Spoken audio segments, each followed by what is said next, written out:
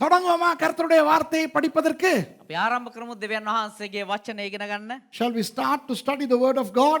Wow. The word of God is wonderful, deep, excellent and fun. கர்த்தருடைய வார்த்தை ஆழமானது, அதிசயமானது, அதே நேரம் நல்ல இன்பமானது.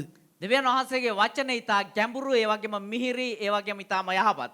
இன்றைக்கு நான் உங்களுக்கு மாயை மாயை மாயை என்று தான் பேச போகிறேன். අද දවසේ මම ඔබට නිෂ්පලයි ගැන තමයි කතා කරන්න යන්නේ. Yes, I am going to entitle my sermon today as vanity and vanity with a negative tone but a positive connotation. அது ஒரு எதிர்மறையான தொனியா இருந்தாலும் அதற்குள்ளே புதைந்து கிடக்கும் நேர்மறையான ஆசீர்வாதங்களை நான் உங்களுக்கு மொழியப் போகிறேன். එක ඍණාත්මක දෙයක් වුවත් එහි හැඟවි තිබෙනා වූ ධනාත්මක දේ අපි පෙන්වන්න යනවා. பிரசங்கி புத்தகத்துக்கு உங்களுடைய வேதாகமங்களை திருப்பிக் கொள்ளுங்கள். අපි දේශනාකාරයා පොතට අපේ සුද්ධ බයිබලය පෙරලගමු. Turn your Bibles, your iPads, your iPhones, your laptops, or whatever, whatever you use to read your Bible, to Ecclesiastes chapter 1. Now the book of Ecclesiastes is found in the Old Testament. It's part of the Ketubim and it is part of the wisdom literature and it has 12 wonderful great chapters. பிரசங்கி புத்தகம் பழைய ஏற்பாட்டிலே உள்ளது. දේශනාකාරයා පොත ඇවිල්ලා පරණ ගිවිසුමට අදාළ පොතක්. அது கெட்டுபீம் என்ற அந்த பிரிவுக்கு சொந்தமானது. ඒක කෙටුබිම් කියනා වූ ඒ කොටසට අයිති වූ දෙයක්. அது கவிதை புத்தகங்களின் கடைசி புத்தகம். ඒක கடைசிக்கு முதல் புத்தகம். කවි පොත්වල අවසාන පොතට කලින් පොත. 12 அலங்காரமான அதிகாரங்களை கொண்டது. මේ පරිච්ඡේද 12කින් අලංකාරව ලියවී තිබෙනවා. ඒක ලොකු ප්‍රශ්නයක්ද? ඒක තේරුම් ගන්න. යම් පරිච්ඡේද 12යි. Simple. You okay? Yes, very good. இப்போ என்ன பிரச்சனை என்றால் දැන් මොකද්ද ප්‍රශ්නේ කියනවා නම් கிறிஸ்தவர்களுக்கு இந்த பிரசங்கி புத்தகம் விளங்காது. කිතුණුවන්ට මේ දේශනාකාරයා පොත තේරෙන්නේ නැහැ. Many Christians don't understand the book of Ecclesiastes. In fact, many Christians try to pronounce the name of the book with much struggle.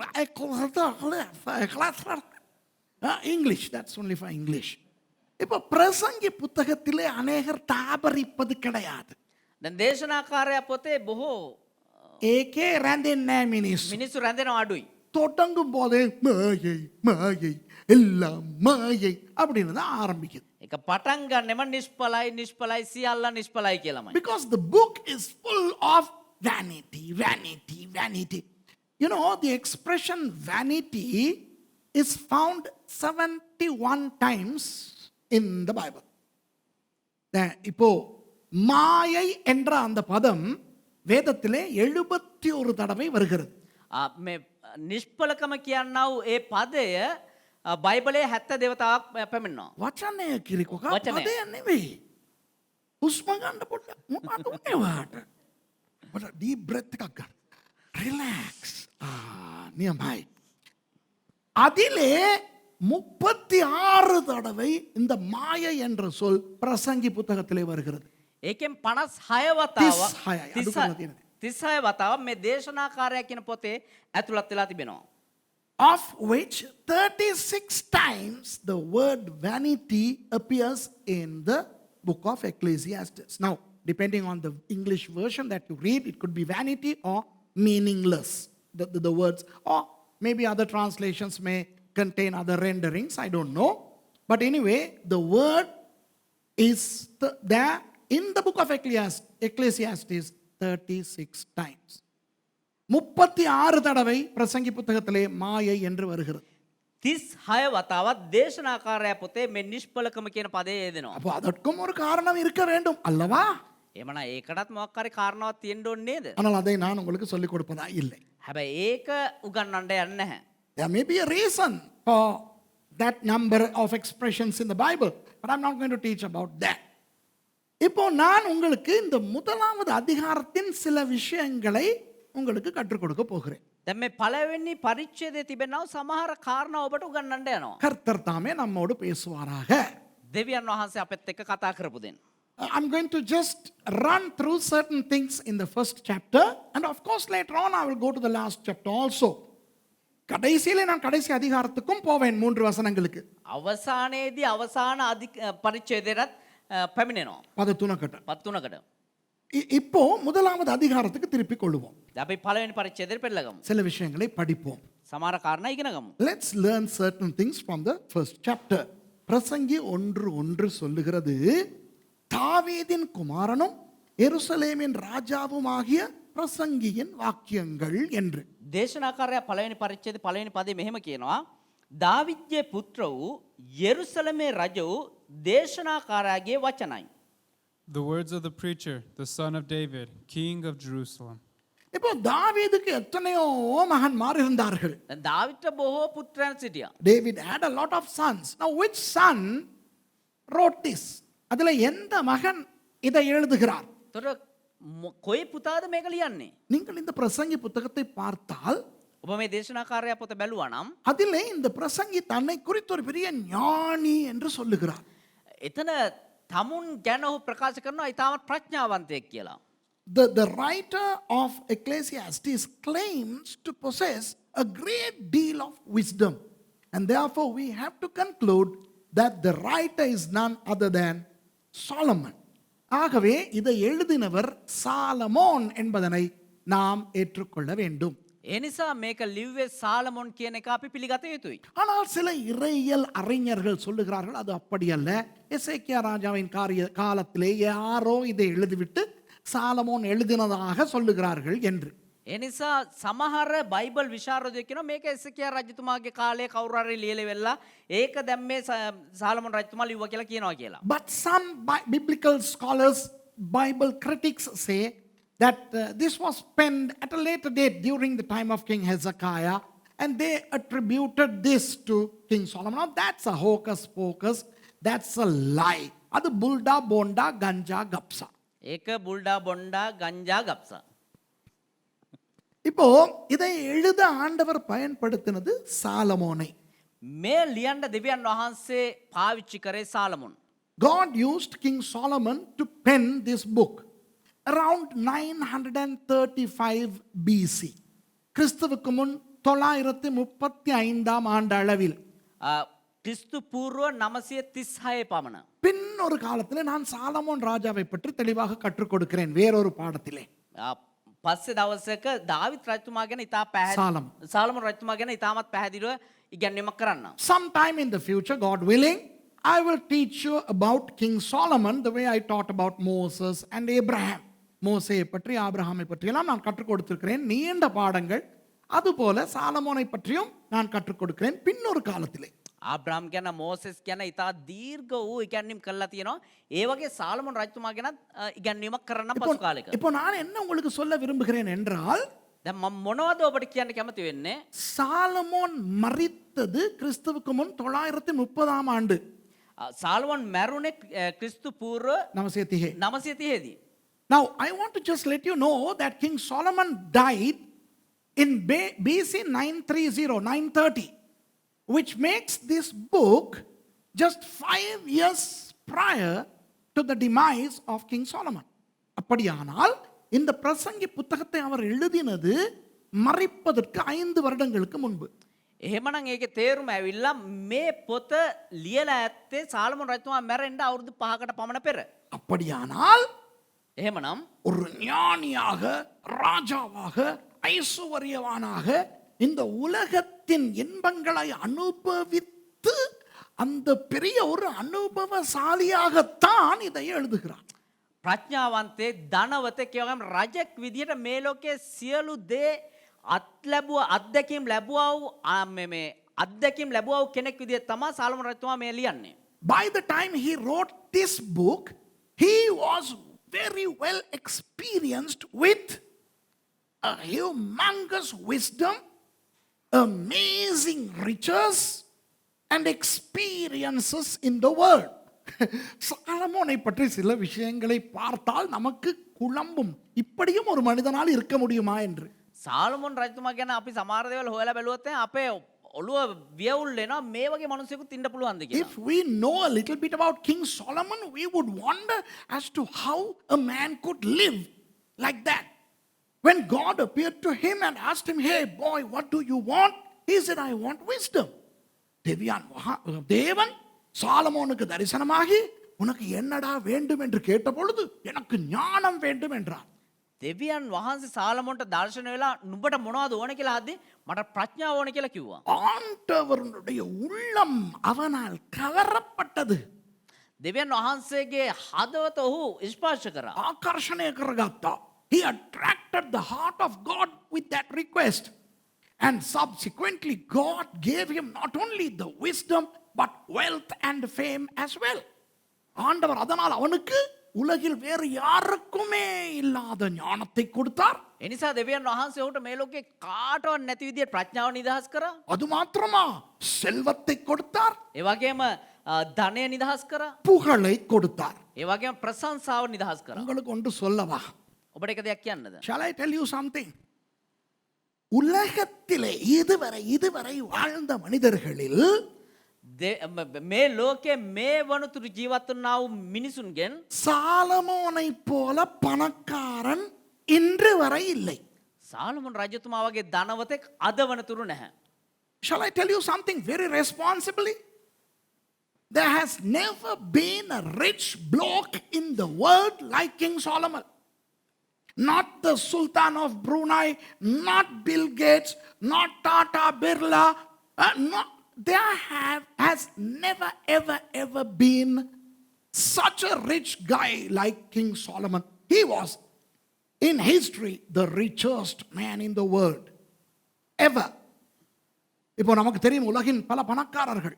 දැන් අපි දන්නවා ලෝකයේ බොහෝ ධනවත්තු. ப்ரூனாய் சுல்தான், බ්‍රූනයි සුල්තාන්, அப்புறம் பில் கேட்ஸ் தெரியும், ඒ වගේම බිල් ගේට්ස් දන්නවා. டாடா பிர்லா தெரியும். டாடா பிர்லா නිකන් කියන්න අශෝක් ලේලන් කියන්න. தன்னவனே ඔය ලෝකේ ධනවතුන්. நீங்க கூகுளுக்கு போயிட்டு இப்ப எவன் பணக்காரனா ஆயிருக்கான்னு பார்த்தா வேற ஏதாவது பேரெல்லாம் வரும். இப்படி உலகிலே எவன் பணக்காரனா இருந்தாலும் சாலமோன் அளவுக்கு பணக்காரனா எவனுமே இருந்ததில்லை. මේ වගේ ලෝකයේ බොහෝ ධනවත්තු හිටියා සාලමොන් රජතුමා තරම් ධනවතෙක් පැමිණියේ නැහැ. Nobody has ever been as rich as King Solomon. And also nobody has ever been wise as King Solomon. Solomon போல ஒரு ஞானி இந்த உலகத்துல இருக்கவே இல்லை. ඒ වගේම සාලමොන් රජතුමා වගේ ප්‍රඥාවන්තයෙක් මේ ලෝකේ හිටියේ නැහැ. நான் அந்த உன்னத பாட்டு புத்தகத்தை படித்து கொடுத்திருக்கிறேன். அதிலே பாருங்கள், அவர் எத்தனை விதங்களில் எல்லா விதங்களிலும் ஞானியாய் திகழ்ந்தவர் என்று நான் அதிலே காட்டுகிறேன். සාලමොන්ගේ ගීතිකාව පොතේ උගන්වලා තියෙනවා කොයි ආකාරයෙන් ඔහු විවිධාකාර විදිහට ප්‍රඥාන්විතව මොන අංශවලින් ප්‍රඥාන්විතව සිටියද කියන එක. In my study series on the Song of Solomon, I have explained how this King Solomon was wise in all disciplines: agriculture, marinology, science, maths, engineering, whatnot. The only thing he didn't know was computer, in IT and rocket science. அவருக்கு தெரியாமல் இருந்தது இந்த rocket அனுப்புறதுக்கும் இந்த தொழில்நுட்பங்களும் மாத்திரம்தான். ඔහු නොදැන ඉන්න ඇත්තේ මේ රොකට් යවන එක, ඒ වගේම මේ කම්පියුටර් තාක්ෂණය ගැන විතරයි වෙන්නේ. அவரை போன்ற ஒரு ஞானி இருக்கவில்லை, இன்னும் இல்லை. ඔහු තරම් ප්‍රඥාවන්තයෙක් අදටත් නැහැ. Nobody has ever been as wise as King Solomon. அதுபோல எவனுமே 1000 பொம்பளைகளோட வாழ்ந்தது இல்லை. ඒ වගේම කිසි කෙනෙක් 1000ක් බිරින්දෑවරුන් සමග ජීවත් වුණෙත් නැහැ. Nobody has ever lived with 1000 wives. That's 700 wives and 300 concubines. 700 பொம்பளைகளை சட்டப்படி கல்யாணம் கட்டினாங்க அவன். 700 බිරින්දෑවරු නීති අනුකූලව විවාහ වුණා. சைடுல ஒரு 300ையும் வச்சிருந்தான். ඒ වගේම පැත්තකින් තව 300කුත් තියාගත්තා. நம்ம எல்லாம் ஒரு கல்யாணம் கட்டுறதுக்கு எவ்வளவு ததிஞ்சனத்தம் போட வேண்டி இருக்குது. අපි එක්කෙනෙක්ව විවාහ කරගන්න කොච්චර දඟලන්න ඕනද? How much of struggle we go through to marry just once.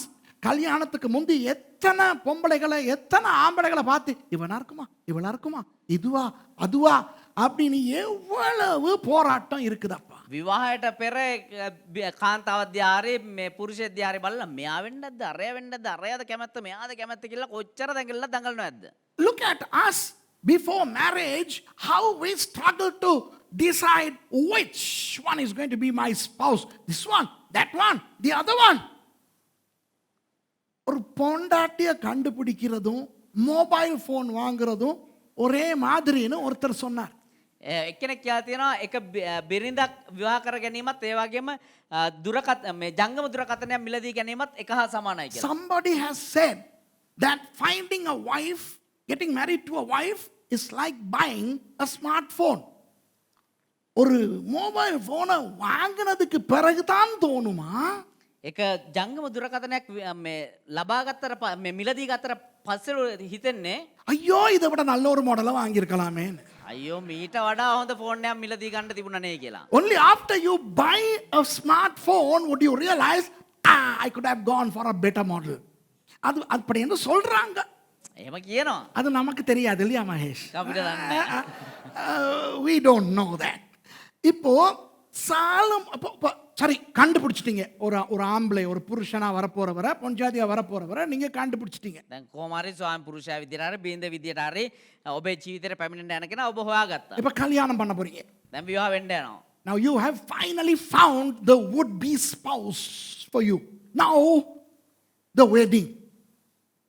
எவ்வளவு செலவழிக்கணும், எவ்வளவு பிரச்சனை, அதுல எவனை கூப்பிடுறது இல்லை, எவனை கல்யாணத்துக்கு மட்டும் கூப்பிடுறது, எவனை ரிசப்ஷனுக்கும் சேர்த்து கூப்பிடுறது, எவன் வந்தா மொய் எழுதுவான், எவன் வந்தா பொய்யா எழுதிட்டு போவான். ඊට කොච්චර ප්‍රශ්න කාටද කතා කරන්නේ කාටද ආර්දනා නොකරන්නේ කාටද මේ මගුලට විතරක් කතා කරන්නේ කාටද හෝම් කමින් එකට කතා අරකයි මේකයි ප්‍රශ්න ගොඩයි. இப்போ அவன் ஆன்லைன்ல கல்யாணம் கட்டுறான். දැන් එක එක්කෙනා ඔන්ලයින් එකෙත් විවාහ වෙනවා. இந்தியால ஒரு ஜோடி ஏரோப்ளேன்ல கல்யாணம் கட்டுது. ஏன்னா வெளியே கீழே போக முடியாது கொரோனானால. ඉන්දියාවේ මේ යුවලක් මේ ගුවන් යානයේ විවාහ වෙලා තියෙනවා. ඇයි මේ පහළ ඉන්න බැරි නිසා. The next problem is where to have the wedding, who to invite, how much to spend, the wedding dress, the wedding cake, the reception, all the paraphernalia that goes along with the wedding. ஒரு வீட்டை கட்டிப்பார், ஒரு கல்யாணத்தை கட்டிப்பார்னு சொல்லுவாங்க. එක විවාහයක් කරගන්න එක නිවසක් නෑ එක විවාහය කියලා කියනකොට ඔයාට පැටලෙනවා කියලා මම දන්නවා. ඒක මම්ම කියන්නේ. ගෙයක් හදලා බලපන්, කසාදයක් බැඳලා බලපන් කියලා කියනවා. මොකද දෙකම අමාරුයි. They say in Tamil, try to build a house and try to get married. Both are equally difficult. ஒரு கல்யாணம் நடத்தினார் ஐயா சாலமோன் என்ற தெய்வம். විවාහන 700ක් කරගත්ත සාලමොන් රජතුමා. எத்தனை கார்டு அடிச்சிருக்கணும். කාඩ් කීයක් ගහන්න ඕනේද? You know this King Solomon had 700 official weddings. How many invitations that would take? என்னது நிகழும் இந்த ஆண்டு இத்தனையாம் ஆண்டு திருவருட்செல்வர் சாலமோன் அவர்களுக்கும் திருவருட்செல்வி எவ்வளவு ஒரு பேரை போட்டு 638வது திருமணம் இவருக்கு நடைபெறுகிறது. அதற்கு குடும்ப சமேதராய் வந்து மணமக்களை வாழ்த்தும்படி இரு வீட்டார் அழைப்பு. என்ற தெய்வமே எவ்வளவு கஷ்டம் ஐயா. ஒரு கல்யாணமே கஷ்டம். இந்த ஆள் 700 கல்யாணம். දාවිද්ගේ පුත්‍රයා වන්නා සාලමොන්ටත් මොහුගේ දියණිය වන්නා වූ මෑටත් මේ දින මේ ස්ථානයේ විවාහය සිද්ධ වෙනවා. මේ වගේ කාඩ් ගාලා කොච්චර අමාරුකම් විඳින්න ඕනද? 638 වෙනි විවාහය කියලා කියන්නකො කොච්චර ප්‍රශ්නයක්ද? 637ක් ඉන්නවා ගෙදර ඔරොප්පු වෙලා. අන්න අර තව එකක් ගන්න යනවා කියලා. 637 பொம்பளைங்க அங்க ஒரப்பாய் உட்கார்ந்துருக்குது இன்னொன்னு எடுக்க போறான்ட்டு. நாங்க என்ன குறை வச்சோம், ஏன் இவர் போறாரு இன்னொன்னு எடுக்கிறதுக்கு அப்படின்னு 638 பேருக்கு கான்ஃபரன்ஸ் நடத்துவோம். අපි මොන අඩුපාඩුවක්ද කරේ? තව එක්කෙනෙක් කසාද කර බැඳ ගන්න කියලා කට්ටිය අප්සෙට් වෙලා ඉද්දි ඒගොල්ලොන්ට මීටිමක් වෙනම තියන්න ඕනේ. ඒක තේරුම් කරලා දෙන්න. Imagine when this fellow had his 638th wedding, how 637 women would have been upset back there. Huh? Why in the world would he need another one when all of us are here? We are like a camp. We are like an army here. அவ்வளோ அது போதும். அது சைட்ல 300 ஐயா. ඒ මදිවට පැත්තකින් තව 300ක්ලු. He had concubines, 300 of them. ஒரு ஆள் சொல்லியிருக்கான், என்கிட்ட கேட்காதீங்க அனுபவம் இருக்கான்ட்டு. ஒரு ஆள் சொல்லியிருக்கிறான் எங்களுக்கு. එක්කෙනෙක් කියලා තියෙනවා. அவர் சொன்னது யாருன்னு எங்களுக்கு தெரியும், நம்ம சில பேருக்கு தெரியும். அவர் சொல்றாரு, பொண்டாட்டியா சமாளிக்கிறது லேசு, அப்பாட்டியா சமாளிக்கிறது தான் ரொம்ப கஷ்டம். බිරිඳව පිරිමහ ගන්න එහෙම නැත්නම් ෂේප් කරගන්න එක ලේසි. හැබැයි சைடு එකේ ඉන්න සයිඩ් එකේ ඉන්න කෙනා මේ ෂේප් කරගන්න එක තමයි අමාරු කියලා එක්කෙනෙක් කියලා In තියෙනවා. our village there was a guy who had a concubine, and when we play this guy comes with something. And he comes and gives his wife saying, you told me to buy this. By mistake, the concubine told him to buy that. நாங்கள் விளையாடிக்கிட்டு இருப்போம். අපි සෙල්ලම් කරගෙන ඉන්නවා. அப்போ இவர் பேக்கில் உருளைக்கிழங்கு பேக் ஒன்று எடுத்துக்கிட்டு வருவார். දැන් මෙයා බෑග් එක උස්සගෙන එනවා. ஏக்கே அல கிலோ එකක් තියෙනවා. வந்து தண்டை பொண்டாட்டிக்கிட்ட சொல்லுவார், காலையில் நான் போகும்போது உருளைக்கிழங்கு 1 கிலோ கேட்டி இந்தா அப்படிம்பார். ඇවිල්ලා බිරිඳට දීලා තියෙනවා මේ මම යද්දි අල කිලෝයක් ඉල්ලුවා නේද මේ කියලා ගෙනල්ලා දීලා அந்த அக்கா அப்படியே அந்த சீலையை வரைஞ்சி கட்டிக்கிட்டு, நாசமா போனவனே நானா கேட்டேன், அவ கேட்டா அவள் நினைச்சுக்கிட்டு என்கிட்ட கொண்டான்ட்டு, நீ மண்ணா போக, நீ நாசமா போக. நாங்க விளையாடுறத நிப்பாட்டி இதை ரசிச்சுக்கிட்டு இருப்போம். ඒ අක්කා අයියෝ විනාශ වෙලා නැතියන් තෝ නැතිය මන් දිල්ල අරක ඉල්ලපෙකට මට ගෙනල්ලා දීලා කියලා කෑ ගහන්න පටන් ගත්තලු මේ අල කිලෝයක් ගෙනල්ලා. ඒ හැමදාම වෙනවා ඒක අපිට. அது நமக்கு අපි ක්‍රිකට් ගහනකොට නවත්තලා ඕක බලන් එනවා. අපිට මාර චූන් ඒ වලිය බලන එක. ක්‍රිකට් එකට වැඩි චූන් අරක. මේ එක ஒரு அப்பாட்டியை வச்சுக்கிட்டே இவ்வளவு பிரச்சனை. இந்த ஆள் 300 வச்சிருந்தான்டா. සයිඩේ එක ගෑණියක් යෑන මෙච්චර දුක් විඳිනවා 300ක් ඉඳලා කොහොමද තියේද? This guy had 300 concubines. Anyway, let's go to the book of Ecclesiastes, where verse 2 talks about vanity. இப்போ பிரசங்கி புத்தகத்திலே 2வது வசனத்தை பாருங்கள். மாயையை பற்றி வருகிறது. දැන් දේශනාකාරය පොතේ මේ දෙවෙනි පදයේ බලන්න නිෂ්පලකම ගැන කතා කරනවා. மாயை எல்லாம் மாயை என்று பிரசங்கி சொல்லுகிறான். නිෂ්පලකම් වල නිෂ්පලකමය සියල්ලම නිෂ්පලයයි ධර්ම දේශකතමෝ කියන්නේය. Vanity of vanities, says the preacher. Vanity of vanities, all is vanity. இந்த இடத்துல இந்த பிரசங்கி என்கின்ற அந்த சொல் ஏன் வந்திருக்கிறது என்றால், මේ ස්ථානයේ මේ ධර්ම දේශකයා කියන ඒ වචනේ ඇයි ඇවිල්ලා තියෙන්නේ? ஒரு கூட்டத்தை கூட்டி பேசும் பொழுது அவர் பேசுவதை கேட்க மக்கள் இருக்கின்றார்கள் என்பதனை காட்டவே. එක රැස්වීමක් වගේ එහෙම නැත්නම් කණ්ඩායමක් කැඳවලා කතා කරද්දී ඒ දේ අහන්න එක පිරිසක් රැස් වෙලා ඉන්නවා කියන දේ හඟවන්න. The expression preacher appears here to show that when this person said something, there were people to gather and listen. So in some translations it says teacher, some translations it's preacher. So the correct rendering should be preacher, not teacher. பிரசங்கி தமிழ்ல சரி பிரசங்கின்னு சொல்லி வருது. හරි දේශකයා කියලා එනවා. දේශනාකාරයා කියලා එනවා. ධර්ම දේශනා නෙවෙයි. එයා කියන එක අහන්න මිනිස්සු ඉන්නවා. ඒකයි ඕකේ තේරුම. இவர் சொல்வதை கேட்பதற்கு ஆள் உண்டு. இப்போ அது சாலமோன். அதை விட்டு விடுவோம். ඒ ඇවිල්ලා සාලමෝන් ඒක නතරිමු අපි. Now that is Solomon. Leave him a little aside. Look at our Lord Jesus. நமது கர்த்தராகிய இயேசு கிறிஸ்துவை பார்ப்போமே. අපේ ස්වාමීන් වහන්සේ වන්නා යේසුස් වහන්සේ දිහා බලමු. கர்த்தராகிய இயேசு கிறிஸ்துவை மனதில் வைத்துக்கொண்டு முதலாவது வசனத்தை பாருங்களேன். අපි අපේ දෙවියන් වහන්සේ වන්නා යේසුස් ක්‍රිස්තුස් වහන්සේ මනසේ තියාගෙන මේ පළවෙනි පද දිහා බලමු. Now remember, keep the Lord Jesus Christ in your mind and read verse 1 again. தாவீதின் குமாரனும், வாவ், யார் தாவீதின் குமாரன்? இயேசுவானவர். எருசலேமின் ராஜாவுமாகிய பிரசங்கியின் வாக்கியங்கள். வா, දාවිද්ගේ පුත්‍ර වූ කවුද? දාවිද්ගේ පුත්‍රයා යේසුස් ක්‍රිස්තුස් වහන්සේ. යෙරුසලමේ රජ වූ දේශනාකාරයාගේ වචනයයි. verse 1. The words of the preacher, the son of David, the king in Jerusalem. அப்போ இந்த இடத்திலே வருகின்ற இந்த 3 தகுதிகளும் நமது இயேசுநாதருக்கு இருக்கிறதா இல்லையா? එහෙමනම් මේ පදයේ තිබෙනා ඔය හැඳින්වීම් තුනම අපේ යේසුස් ක්‍රිස්තුස් වහන්සේට තියෙනවද නැද්ද? The 3 elements that are found in verse 1 could be attributed to our Lord Jesus Christ. முதலாவது அவர் தாவீதின் குமாரன். ஆமா இல்லையா? පළමුවට ඔහු දාවිද්ගේ කුමාරයා. ඇත්තද නැද්ද? Number 1, our Lord Jesus Christ is the son of David. இரண்டாவது எருசலேமின் ராஜா. ඒ වගේම දෙවනුව යෙරුසලමේ රජතුමා. Jesus is the king of Jerusalem. இன்றைக்கு ஆராதனையின் போது என்ன பாடினோம்? අද අපි নমස්කාර වෙලා මොනවද ගායනා කරේ? வாரும் மலைகளின் மேலே எருசலேமிலே என்று பாடினோம் இயேசுவை பார்த்து. එන්න යෙරුසලමේ කඳු මුදුන් වලින් කියලා යේසුස් වහන්සේ අපි ඇමතුවා. In one of our worship songs today we sang to Jesus saying, Yeshua, come leaping on the mountains of Jerusalem. Now that is a retrospection of Zechariah chapter 14 in a prophetic sense. It's something that something that was mentioned in the past pertaining to the future. சகரியா 14 அதிகாரத்திலே சொல்லப்பட்ட தீர்க்க தரிசனம். සෙකරයා 14 පරිච්ඡේදයේ සඳහන් වන්නා අනාගත වාක්‍ය. எதிர்காலத்தில் நடக்க போகின்றது. அநாகத்தை சிதுவேண்டே ஆனவா.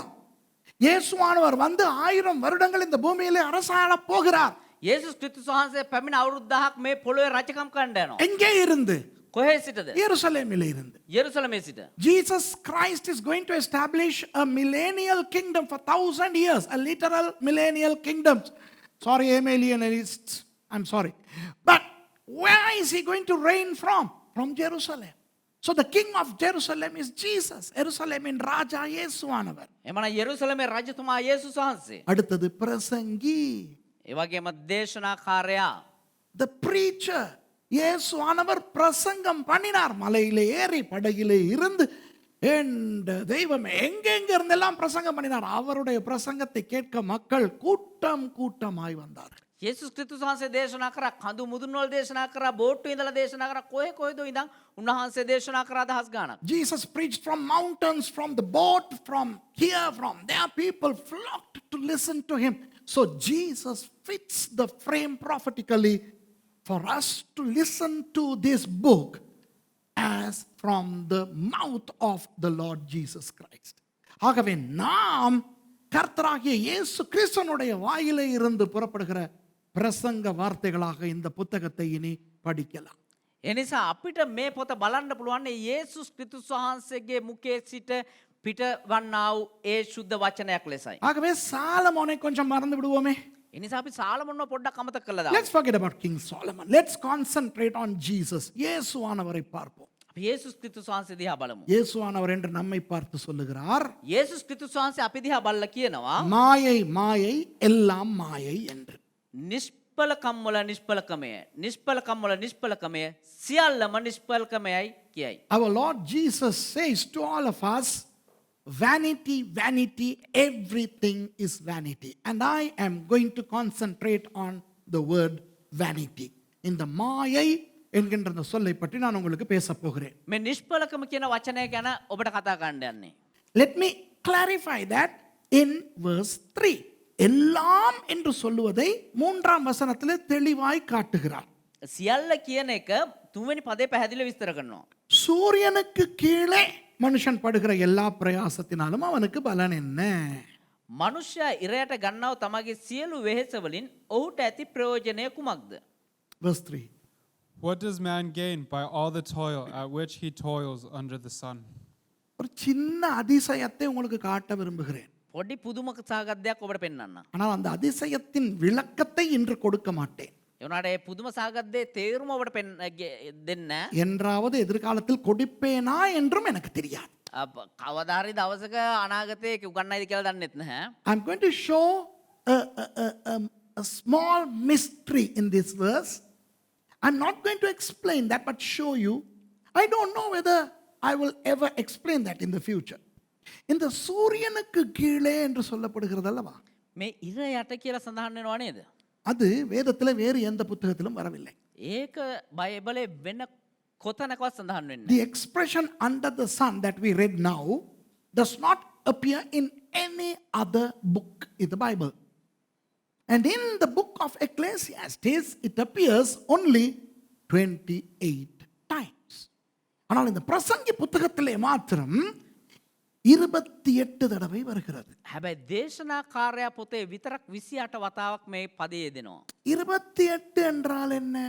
28 කියන්නේ මොකද්ද? எபிரேய மொழியிலே ஆதியாகமம் 1:1க்கு பயன்படுத்தி இருக்கின்ற எழுத்துக்களின் எண்ணிக்கை 28. උත්පත්ති 1:1 හෙබ්‍රේය භාෂාවෙන් තියෙනව නේද? ඒකට පාවිච්චි කරලා තියෙන අකුරු ප්‍රමාණය 28යි. The number of letters used to write Genesis 1:1 in Hebrew, Bereshit bara Elohim et Hashemayim wa et haaretz, 28 letters. அதுபோல கடந்த ஞாயிற்றுக்கிழமை கற்றுக் கொடுத்தேன் ஹல்லேலூயா வேதத்திலே எத்தனை தடவை வருகிறது? ඒ වගේම පසුගිය සතියේ කියනවා ඔය හලෙලුයා කියන පදේ කීවතාවක් ඉදලා තියෙනවද බයිබලේ? வச்சன வாக்கிய 28 தடவை. 28 වතාවක්. How many times does hallelujah appear in the Bible? 28 times. Could there be a corroboration between those and the expression under the sun 28 times? அவற்றோடு இந்த சூரியனுக்கு கீழே என்பதும் 28 தடவை வருவதற்கு ஏதேனும் சம்பந்தம் இருக்குமா? එහෙමනම් ඒ වගේම ඉර යට කියන්නව වචනයත් 28 වතාවක් තිබීම ගැන මොකක් හරි අර පදත් එක්ක මොනවාරි සම්බන්ධතාවයක් තියනවද? இருக்கிறது. තියෙනවා. ரொம்ப ரொம்ப இருக்கிறது. ගොඩක් තියෙනවා සම්බන්ධතාව. அதை பற்றி நான் இன்று பேச மாட்டேன். என்றைக்காவது பேசுவனா தெரியாது. ඒ ගැන අද කතා කරන්න යන්නේ නැහැ. කවදාරි කතා කරයි දන්නේ ஏன்னா அவ்வளவு ரொம்ப ஆழமானது அது. ඒ කියනවා ඒක ඉතාමත් ගැඹුරු දෙයක්. Yes, there is a connection between these. But I'm not going to teach them here. I don't know whether I will teach them in the future. But yes, that is a wonderful mystery. It's a great thing. ஆனால் நான் இன்றைக்கு என்ன உங்களுக்கு சொல்ல விரும்புகிறேன் என்றால், හැබැයි අද දවසේ මම ඔබට මොනවද කියන්න කැමති වෙන්නේ? இதை ஒரு எதிர்மறையான காரியமாய் பார்க்காமல் நேர்மறையாய் பார்ப்போமே. මේක ඍණාත්මක පැත්තෙන් අපි නොබලා ධනාත්මක පැත්තෙන් බලමුකෝ. Why don't we look at it from a positive angle rather than a negative angle? Now verses 2 and 3 appear to be negative. In fact, they are negative. இப்போ இரண்டாவது மூன்றாவது வசனங்களை நீங்கள் பார்த்தால் දැන් දෙක සහ තුන්වෙනි පදය දිහා ඔබ බැලුවා නම් எதிர்மறையானவை தான். ඒක ඍණාත්මක දේවල් තමයි. பாருங்க, மாயை மாயை எல்லாம் மாயை. නිෂ්පලයි සියල්ල නිෂ්පලයි. Vanity, vanity, everything is vanity. Now there is no positivity there. Is it? அதுல ஏதாவது நேர்மறை இருக்கா? ඒක මොනවා හරි ධනාත්මක දෙයක් තියනවාද? சூரியனுக்கு கீழே மனுஷன் படுகிற எல்லா பிரயாசத்தினாலும் அவனுக்கு பலன் என்ன? ඔබ ඉරයට මනුෂ්‍යයා ගන්නව සියලු වෙහෙසෙන් මොකක්ද යාට තියෙන ප්‍රයෝජනය? Look at this second verse. Is there any positive there? Vanity of vanities, says the preacher. Verse 3. What does man gain by the toil at which he toils under the sun? இதற்குள்ளே, thank you. இதற்குள்ளே இவர் நேர்மறை இருக்குங்கிறாரு. என்ன நேர்மறை இருக்கு? මේක ඇතුලේ මේ ධනාත්මක දෙයක් තියෙනවද මොනවද ධනාත්මක දෙය තියෙන්නේ? Now you may wonder, hey, Suresh, you are trying to show something positive here. What is positive here? Aha. நேர்மறையை பார்ப்போமா? ඒ ධනාත්මක දෙය බලමුද? அண்ணே, சூரியனுக்கு கீழே தான் இவ்வளவு பிரச்சனையுமா? ඔබ ඉර යට තමාලු මේ හැම දෙයක්ම. All this problem is under the sun, which means not above the sun.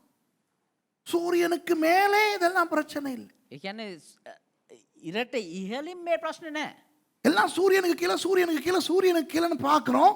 ஆனால் சூரியனுக்கு கீழே என்று சொல்லும் பொழுது சொல்லாமல் ஆண்டவர் சொல்லுகிறார், சூரியனுக்கு மேலேயும் ஒரு இடம் இருக்குடி என்று. ඒ කියන්නේ ඉර යට කියලා හැමෝම බලනවා. හැබැයි නොකිය කියනවා ඉරට ඉහළිනුත් තැනක් තියෙනවා කියලා. You know, yes, 28 times it says under the sun, under the sun, under the sun.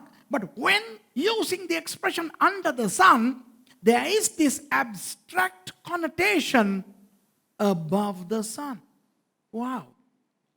இப்போ இந்த முழு மண்டலத்தையும் ஆண்டவர் பிரசங்கி புத்தகத்திலே ரெண்டாய் பிரிக்கிறார். දැන් මේ මුළු සෞරග්‍රහ මණ්ඩලයම දෙවියන් වහන්සේ කොටස් දෙකකට බයිබලයේ බෙදනවා. God is dividing the entirety of space into two, under the sun and over the sun. ඉර යට சூரியனுக்கு கீழே சூரியனுக்கு மேலே. ඉර යට සහ ඉරට ඉහළින්. ஆனால் பிரசங்கி புத்தகம் முழுக்க முழுக்க சூரியனுக்கு கீழே உள்ளதை பற்றி மட்டுமே பேசுகிறது. හැබැයි දේශනාකාරයා පොත සම්පූර්ණයෙන්ම ඉර යට දේවල් ගැන විතරක් කතා කරනවා. The book of Ecclesiastes concentrates only on things that are happening under the sun. ஆனால் உண்மையில் அதனுடைய அர்த்தம் என்னவென்றால், හැබැයි ඇත්තට මේකේ තේරුම මොකද්ද? இது சரியில்லை, இது சரியில்லை, இது சரியில்லை, இது சரியில்லைன்னு சொல்றதன் மூலம் இதுக்கு மேல இருக்கிறது சூப்பர் சூப்பர் சூப்பர் சூப்பர்னு காட்டுறது தான் இந்த புத்தகத்தினுடைய நோக்கமே. මේක හරි නෑ, මේක හරි නෑ, මේක හොඳ නෑ, මේක නිෂ්පලයි කියන දේෙන් පෙන්වන්නේ.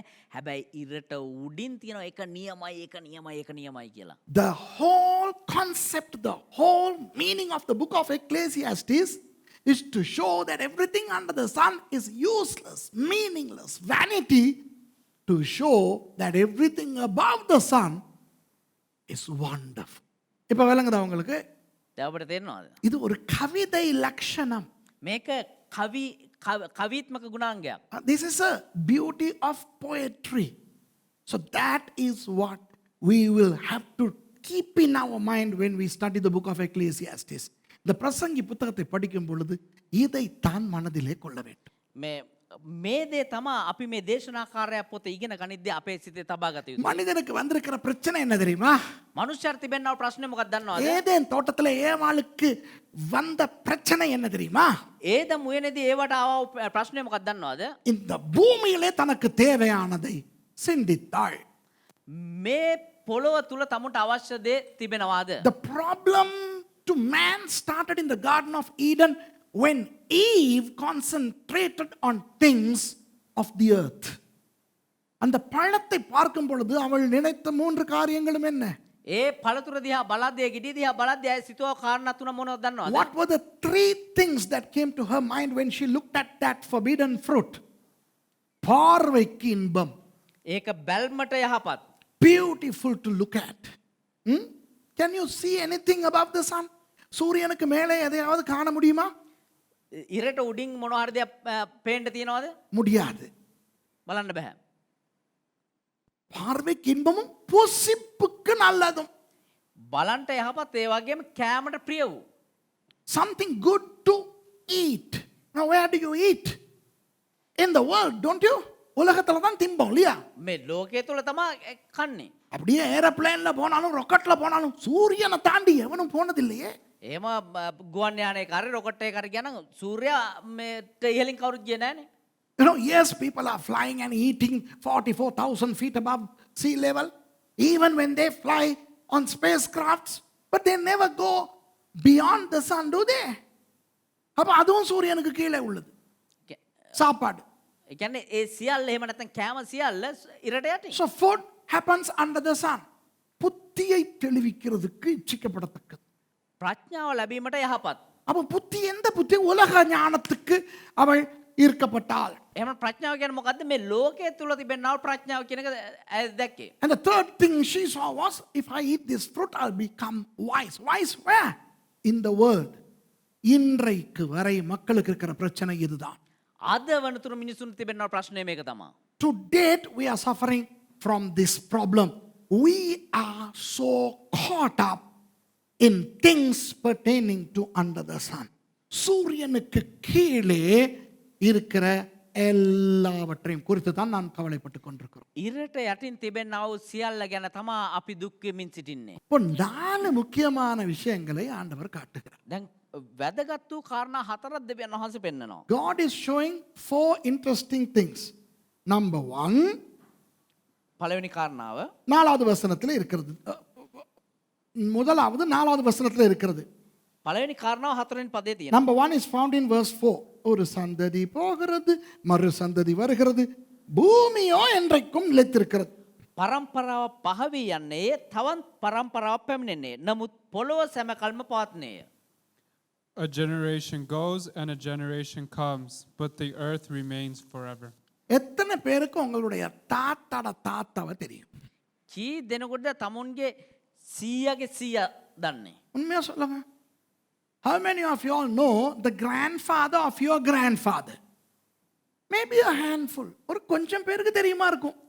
සුළු පිරිසකට දන්නවා ඇති. இந்த அரச பரம்பரையை சேர்ந்தவர்கள் இந்த பெரிய பெரிய அவர்களிலே சிலருக்கு தெரியும்.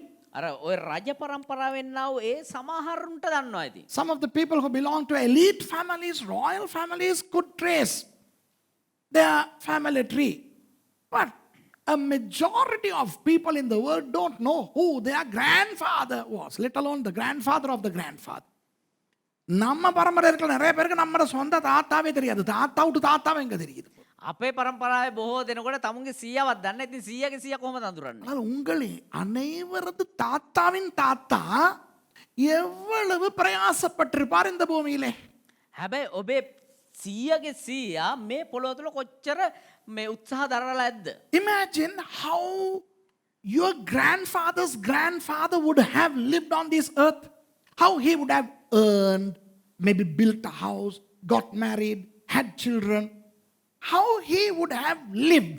உங்களுடைய தாத்தாவின் தாத்தா எப்படி திருமணம் செய்திருப்பார், வீடு வாங்கி இருப்பார், படித்திருப்பார், வேலைகள் செய்திருப்பார். கொஞ்சம் யோசிச்சு பாருங்க. ඔබේ සියගේ සියා කොහොමද විවාහ වෙලා ඇත්තේ, කොහොමද දරුවා හදලා ඇත්තේ, කොහොමද ඉගෙනගෙන ඇත්තේ, මොන මොන දේවල් කරලා ඇද්ද හිතලා බලන්න පොඩ්ඩක්. இப்ப அவருடைய பேரனுடைய பேரனுக்கு அல்லது பேரனுடைய பேத்திக்கு அவரை தெரியாமல் போய் விட்டதே, இது மாயை இல்லையா?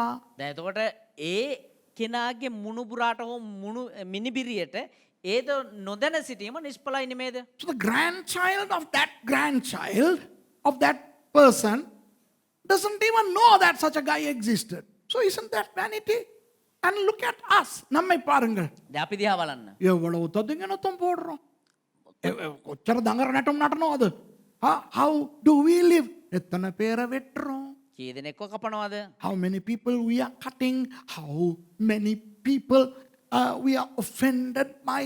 எத்தனை பேரால நாங்க அப்செட் ஆகுறோம், කී දෙනෙක් නිසා අපි අප්සෙට් වෙනවද? எத்தனை பேருக்கு மூஞ்ச தூக்குறோம், කී දෙනෙකුට අපි මූණ උස්සනවද? எத்தனை பேருக்கு வெட்டிக்கிட்டு போறோம், කී දෙනෙක් අපි කපාගෙන යනවද? எத்தனை பூச்சாண்டி காட்டுறோம். කොච්චර දඟලනටුම් පෙන්නනවා. எவ்வளவு சம்பாதிக்கிறோம், எவ்வளவு காணி வாங்குறோம், வீடு வாங்குறோம், நகை வாங்குறோம், பெட்டியில போடுறோம், அடாடாடாடா எவ்வளவு கூத்தாடுறோம். කොච්චර මුදල් හම්බ කරනවද, කොච්චර දේවල් මිලදී ගන්නවද, කොච්චර පෙට්ටිවල දාලා මොන මොන දේවල් පරිස්සම් කරනවද, මොන මොන පිස්සු නටනවද අපි. How many things we acquire, how many times we are offended. Look at the way we live. And sometimes we even acquire wealth for our children and the children of our children. சில நேரம் பொருள் சம்பாதிக்கிறோம் எங்கள் பிள்ளைகளுக்கு அல்லது பிள்ளைகளின் பிள்ளைகளுக்கு. අපි සමහරවිට දේවල් රැස් කරනවා අපේ දරුවන්ට, එහෙම නැත්නම් දරුවන්ගේ දරුවන්ට කියලා. உங்க பேரப்புள்ள விட்டு பேரப்புள்ளைக்கு உங்களை தெரிய வரப்போதா? ඔබේ මුණුබුරාට ඔබ දැනගන්න යනවද? The grandchild of your grandchild, would that person even know that you once existed? நீ எங்கேனும் ஒரு பூச்சி இந்த உலகத்துல இருந்துச்சுனாவது அதுக்கு தெரிய போகுதா? ඔබ වගේ පණුවෙන් මේ ලෝකේ හිටියා කියලා උන් දැනගන්න යනවද? இதைத்தான் அந்த வசனம் சொல்லுகிறது. ஒரு சந்ததி வருகிறது, ஒரு சந்ததி போகிறது. ඒක තමයි මේ පදේ කියන්නේ. එක පරම්පරාවක් එනවා, එක පරම්පරාවක් නැති වෙනවා. That is what this verse says. One generation comes and one generation goes. But the world is still there. It rotates. பூமியோ சுத்திக்கிட்டே இருக்கு. හැබැයි පොළොව කැරකෙමින්ම තිබෙනවා. பூமி இருந்து கொண்டிருக்கிறது. පොළොව එහෙමම තිබෙනවා. 10,000 ஆண்டுகளுக்கு முன்பு இந்த பூமி எப்படி இருந்ததோ அப்படிதான் இன்றைக்கும் இருக்கிறது. අවුරුදු 10,000කට කලින් මේ පොළොව කොහොම තිබුණේ, ඒ විදිහෙන් තමයි මේ පොළොව අදටත් තියෙන්නේ. கொஞ்சம் அப்ப இருந்த மரங்கள் இப்ப இல்லாம இருக்கும். පොඩ්ඩක් එච්චර ඒ දවස්වල තිබ්බා වූ ගස් දැන් නැති වෙලා ඇති. The world today is just as the world 5,000 years ago, maybe less some trees. But the earth is the earth. பூமி தான், ஆமாவா இல்லையா? හැබැයි පොළොවම තමයි. புவியீர்ப்பு விசை மாறிடுச்சா? මේ භූ ලක්ෂණ වෙනස් වුණාද? නෑ මොකද්ද ඒ ජිල්පියට කියන්නේ? ආකර්ෂණය මොකද්ද? මේ ගුරුත්වාකර්ෂණය වෙනස් වුණාද? Has the how do you call it, the gravity changed? No. அடுத்த வசனத்திலே ඊළඟ පදේ 5வது வசனம், 5 වෙනි පදය, சூரியன் உதிக்கிறது, சூரியன் அஸ்தமிக்கிறது. තවද හිරු උදා වන්නේය, හිරු බැස යන්නේ. தான் உதித்த இடத்துக்கே அது திரும்பவும் தீவிரிக்கிறது. ඒක උදා වුණ තැනටම නැවත ඉක්මනින් පැමිණෙන්නේ. Verse 5. The sun rises and the sun goes down and hastens to the place where it rises. So number 1 the earth, number 2 the sun. முதலாவது பூமி, இரண்டாவது சூரியன். ඒ කියන්නේ පළවෙනි එක පොළොව, දෙවෙනිවට ඉර. மூன்றாவது 6வது வசனத்தில் இருக்கிறது, காற்று தெற்கே போய் வடக்கேயும் சுற்றி சுழன்று அடித்து தான் சுற்றின இடத்துக்கே திரும்பவும் வரும். තුන්වෙනි 6වෙනි පදයේ තිබෙනවා, සුළඟ දකුණු දිගට ගොස් උතුරට හැරී යන්නේය. සුළඟ නිතරම ඒකේ මාර්ගයේ මාරු වෙවි ගොස් ඒකේ වට වූ ගමන් වලට නැවත පැමිණෙන්නේය. The third element is wind, found in verse 6. The wind blows to the south and goes around to the north, and around goes the wind, and on the circuits the wind returns. Number 4 water in verse 7. ஏழாவது வசனத்தில் இருக்கிறது தண்ணீர். எல்லா நதிகளும் சமுத்திரத்திலே ஓடி விழுந்தும் சமுத்திரம் நிரம்பாது, தாங்கள் உற்பத்தியான இடத்துக்கே நதிகள் மறுபடியும் திரும்பும். හතරවෙනි කාරණාව ජලය. ඒක 7 වෙනි පදයේ තියෙනවා. සියලු ගංගා මුහුදට යති, එහෙත් මුහුද පිරෙන්නේ නැත. ගංගා පිටත් වෙන තැනටම නැවත යති. All the streams run to the sea, but the sea is not full. To the place where the streams flow, there they flow again. இப்போ ஆண்டவர் ஒரு சூப்பர் கேம் ஒன்று கொடுக்கிறார் இங்கே. දැන් දෙවියන් වහන්සේ නියම සෙල්ලමක් දානවා. God is showing something very interesting here. He's talking about the 4 essentialities that every human being needs to live on this earth. ஒரு மனிதன் இந்த பூமியிலே வாழ வேண்டிய 4 முக்கியமான விஷயங்களையும் இங்கு சொல்லுகிறார். එක මනුෂ්‍යයෙකුට මේ පොළොවේ ජීවත් වෙන්න ඉතාමත් වැදගත් වූ කාරණා 4ක් දෙවියන් වහන්සේ පෙන්වනවා. இந்த பிரபஞ்சத்திலே மனிதன் வாழக்கூடிய ஒரே இடம் பூமி, அவ்வளவுதான். මේ සෞරග්‍රහ මණ්ඩලයේ මනුෂ්‍යයෙකුට ජීවත් විය හැකි එකම තැන පොළොව විතරයි මේ පෘථිවිය පමණයි. Number one, the earth. You know, in the entire galaxy, the earth is the only place where people can live. And for people to live, they need the sun, without which they'll freeze to death. It will be ice age 3. ரெண்டாவது இந்த பூமியிலே வாழுவதற்கு நமக்கு சூரியன் வேண்டும். දෙවනුව මේ පොළොවේ ජීවත් වෙන මනුෂ්‍යයට ඉර අවශ්‍යයි. சூரியன் இல்லாவிட்டால் நமது பூமி உறைந்து விடும். සූර්යයා නැති වුණා නම් මේ පොළොව එහෙමම ගල් වෙලායි, අයිස් වෙලායි. சூரியன் பூமியிலே இருந்து 252 கோடி கிலோமீட்டர் தூரத்திலே இருக்கிறது. අබ්බා සූර්යයා පොළොවේ ඉඳලා කිලෝමීටර 23000ක් දුරින් එච්චර ළඟද? මිලියන கோடி 200 கிலோமீட்டர், கோடி 252. The sun is 252 million kilometers away from the earth. அதுல 1 கிலோமீட்டர் முன்னுக்கு வந்தா එකෙන් 1 කිලෝමීටරයක් ඉදිරියට ආවා නම් பூமி எரிஞ்சிரும். පෘථිවිය විනාශ වෙලා යයි, පිච්චිලා යයි. If the sun comes 1 kilometer closer, the earth will burn. And if the sun moves 1 kilometer away, the earth would freeze. 1 kilometer அது பின்னால போச்சுன்னா பூமி உறைந்து விடும். 1 කිලෝමීටරයක් හරි පිටිපස්සට ගියා නම් පෘථිවිය අයිස් වෙයි. ஆண்டவர் சூப்பரான தூரத்துல சரியான தூரத்துல வைத்திருக்கிறார் சூரியனை. දෙවියන් වහන්සේ හරියු නියම තැන සූර්යයා තබා තිබෙනවා. 5000 வருடங்களுக்கு முன்பும் அதே தூரத்திலே தான் சூரியன் இருந்தது, இன்றும் அதே தூரத்திலே தான் சூரியன் இருக்கிறது. අවුරුදු 5000කට පෙරත් සූර්යයා එතනම තමා තිබුණේ. අදත් ඒ දුරින්ම තමා පිහිටන්නේ. The sun was at its location 5000 years ago, just as now. புரியுதா உங்களுக்கு? அடுத்தது காற்று. ඊළඟට සුළඟ. காற்று இல்லாம வாழ முடியுமா? பிராணவாயு இல்லாம மூச்சு எடுக்க முடியுமா? අපිට සුළඟ නැත්නම් එහෙම නැත්නම් වාතය නැතුව අපිට හුස්ම ගන්න පුළුවන්ද? Can we live without wind, air, without oxygen? And then what about water? Can we live without water? தண்ணீர் இல்லாமல் வாழ முடியுமா? අපිට ජලය නැතුව ජීවත් වෙන්න පුළුවන්ද? அப்ப பாருங்க அந்த 4 காரியங்களும் என்ன? එහෙමනම් මේ කාරණා හතර මොනවද? இந்த இடத்துல பஞ்சபூதங்களிலே அக்கினி மாத்திரம் தான் இல்ல. මෙතන මේ ඒ අවශ්‍ය කාරණා පහෙන් ගින්න විතරයි නැත්තේ. அது கூட பரவாயில்ல, சூரியன் இருக்கனால அதுல இருந்து எடுத்துக்கலாம். ඒකත් අපිට ගන්න පුළුවන් සූර්යයා තිබෙන නිසා. Only fire is not mentioned here, but it doesn't matter because we can get fire from the sun, can't we? So the earth, the sun, the wind, the water, these 4 things are always there for man from the Garden of Eden. Eden தோட்டத்து காலத்தில் இருந்து இன்று வரை ඒදම් උයනේ සිට අද දක්වා பூமி இருக்கிறது, පොළොව තිබෙනවා, சூரியன் இருக்கிறது, සූර්යයා තිබෙනවා, காற்று இருக்கிறது, සුළඟ තිබෙනවා, தண்ணீர் இருக்கிறது. ඒ වගේම වතුර තිබෙනවා. ஆனால் அந்த காலத்திலிருந்து இந்த காலத்து வரை பரம்பரை இருக்கிறதா? ඒ වුණාට එදා සිට අද දක්වා ගත්තොත් එහෙම පරම්පරාවන් තිබෙනවාද? இந்த இடத்துல 100 வயசு ஒரு ஆள் கூட இல்லையே. මේ ස්ථානේ අවුරුදු 100 පන්නපු කිසිම කෙනෙක් නැහැ නේ. Not a single person is here who is 100 years old. Definitely not over there who is 150 years old.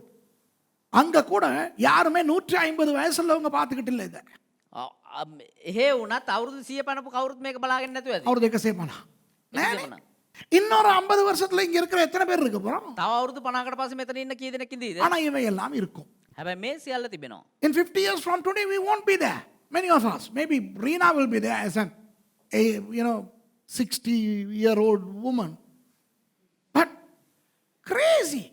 That's exactly what God is trying to tell us. So don't try to be too smart. That is the message of Ecclesiastes.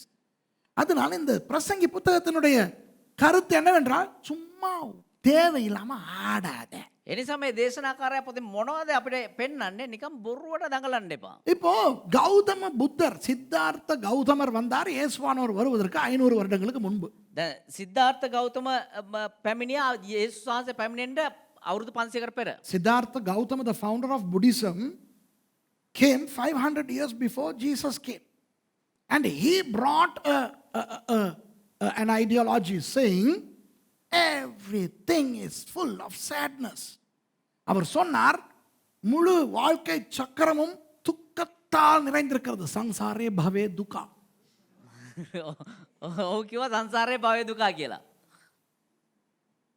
அவரு வாரதுக்கு 400 வருடங்களுக்கு முன்பு இங்க சொல்லி இருக்குது. ඔහු පැමිණෙන්ට අවුරුදු 400කට පෙර මෙතන මෙහි සඳහන් කරනවා. Over 400 years before Siddhartha Gautama came, the Bible says in verse 8, 8வது வசனம் சொல்லுகிறது, 8 වෙනි පදයේ සඳහන් වෙනවා சங்சாரே பவே துக்கா. සංසාරේ භවය දුකා. Yeah, sangsare, the bhave, the dukkha. Read that in English. All things are full of weariness. That is sangsare bhave dukkha. என்னது? எல்லாம் வருத்தத்தினால் நிலைந்திருக்கிறது. හැමදේම වෙහෙසින් පූර්ණය. ඉතින් හරිනේ පුතා, ඒකනේ සංසාරේ භවයේ දුක පාලි භාෂාවේ. පාලි බයිබලයක් තිබ්බනම් ඔහම තමයි ලියලා තියෙන්න ඕනේ.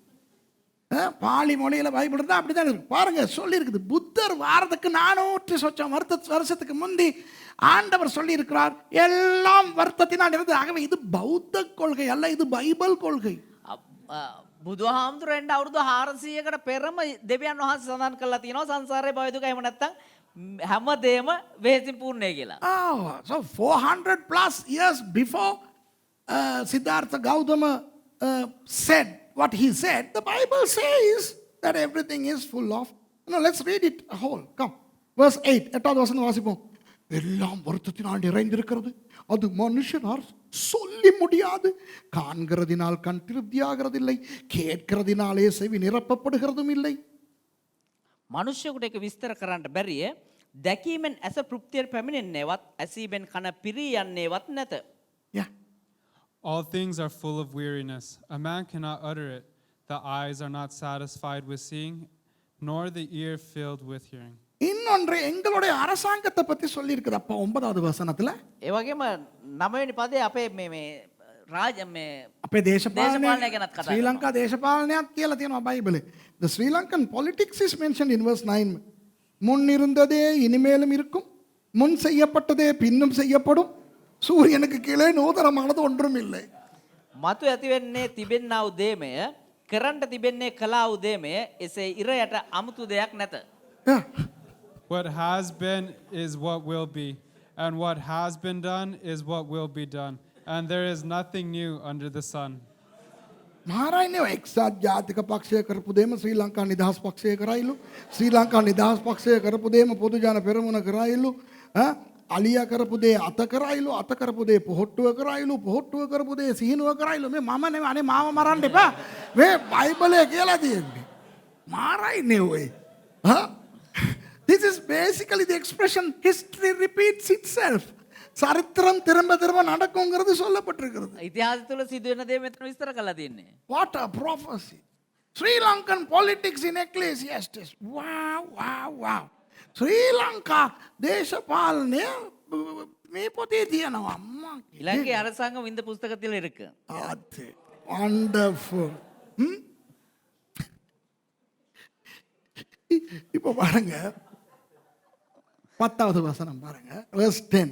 10 වෙනි පදේ බලමු. இதை பார், இது நூதனம் என்று சொல்லப்படத்தக்க காரியம் ஒன்று உண்டோ, அது நமக்கு முன்னுள்ள பூர்வ காலங்களிலும் இருந்ததே.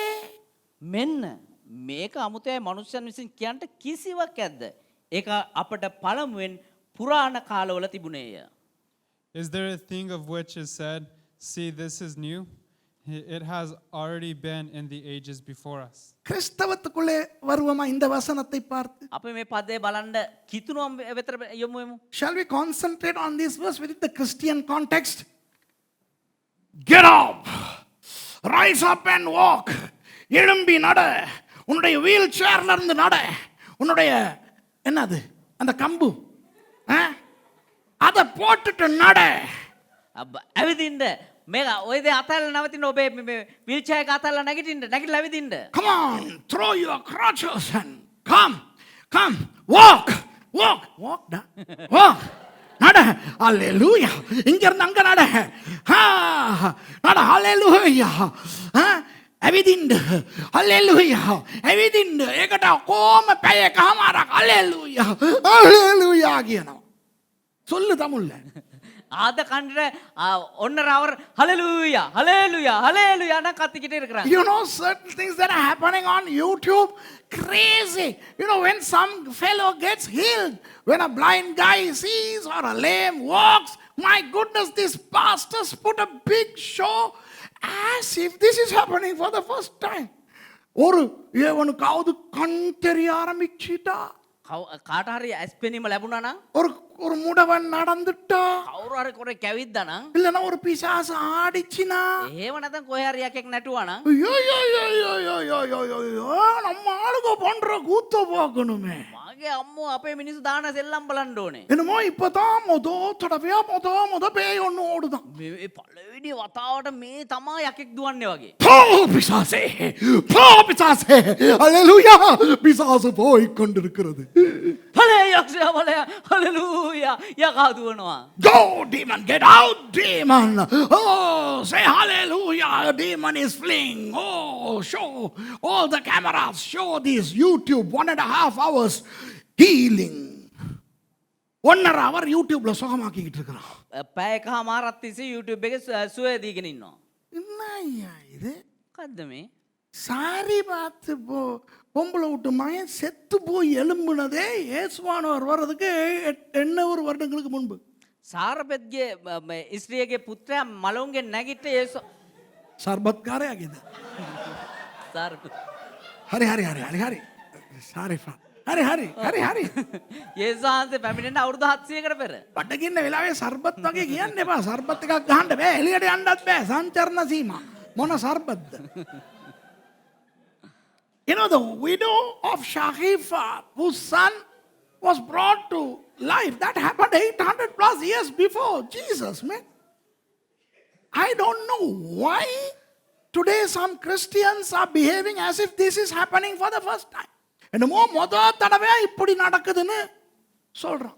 මොකද මේ පළවෙනි වතාවට මේ සිද්ධ වෙනවා වගේ පෙන්වන්නේ. இப்ப ஸ்ரீலங்கால ஒரு புது கூத்து நடக்குது இப்ப இந்த போன 2-3 நாளா. දැන් මේ දවස් කීපයක තිස්සේ ශ්‍රී ලංකාවේ අලුත් මේ පිස්සුවක් නටනවා. A new joke is happening via the Facebook now from a few days ago. ஒரு பௌத்த துறவி கிறிஸ்தவராயிட்டாராம். එක බෞද්ධ භික්ෂුවක් කිතුණෙක් වුණාලු. දෙවියන් වහන්සේ පිළිගත්තා. Apparently a Buddhist monk has become a Christian. So this Buddhist monk is sharing a message with his ascetic robe on, saying that I'm going to remove this tomorrow. இந்த காவி உடையை நாளைக்கு நான் களைகிறேன் இவர் ஃபேஸ்புக்ல சொல்றார். මේ සිවුර හෙට උදෑසන මම ගලවන්න යනවා කියලා ਉਹ Facebook එකේ කතා කරනවා. அதுக்கு ஆமென் சொல்றதுக்கு இளிச்ச வாய்க ஒரு 1000 இருக்கு. ඒකට ආමෙන් කියන්න කඩ කැඩිච්ච උනුත් ඉන්නවා. So for that, you know, there are people to say amen. Then the next day he comes with a shirt and he says, look, I was a Buddhist monk yesterday, but today I am brother so and so. நேற்று வரை நான் ஒரு துறவி, இன்று நான் சகோதரன். ඊයේ වෙනකම් මම එක හිමි නමක්, හෙටෙන් පස්සේ මම එක සහෝදරයෙක්.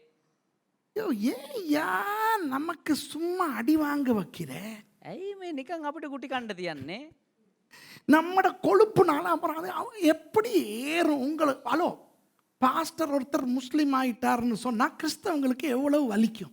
පාස්ටර් කෙනෙක් මුස්ලිම් වුණා නම් කිතුණාට කොච්චර රිදෙයිද? Imagine if a pastor becomes a Muslim, how hurt you Christians would be.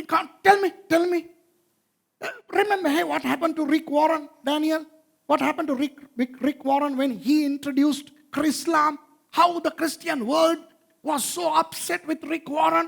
You know, the purpose-driven life, the purpose-driven church, all the purpose-driven elements were thrown out of the window because this person, Rick Warren, apparently subscribed to the unison of Islam with Christianity. Sinhala தமிழாக்களுக்கு இது தேவையில்லை.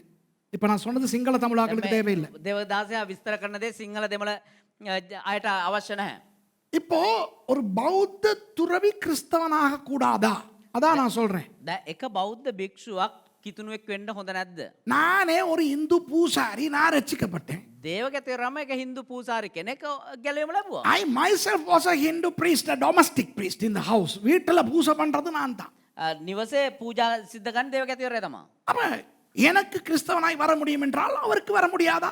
ඉතින් දේවගතේවරටම කිතුණෙක් වෙන්න පුළුවන් නම් ඔහුට කිතුණෙක් වෙන්න බැයිද? நான் என்ன சொல்ல வருகிறேன் என்றால், මොකද්ද කියන්න කියනවා නම් ஏதாவது ஒன்று கிறிஸ்தவத்திலே நடந்தால், இது உண்மையா நடந்துச்சோ தெரியல, எனக்கு அந்த ஆள் உண்மையிலேயே கிறிஸ்தவன் ஆகினானா இல்லாட்டி இது ஒரு ஜில்மால்னானே எனக்கு தெரியாது. මේක ඇත්තක්ද බොරුවද? ඔහු ඇත්තටම කිතුණෙක් වුණාද දන්නේ නැහැ. කෙනෙක් කිතුණෙක් වුණා නම් இது என்ன முதல் தடவையா நடக்குது? මේ පළමු වතාවට සිද්ධ වෙන්නේ. ஏன் ஓவரா அலட்டிக்கிட்டு துள்ளுறீங்க?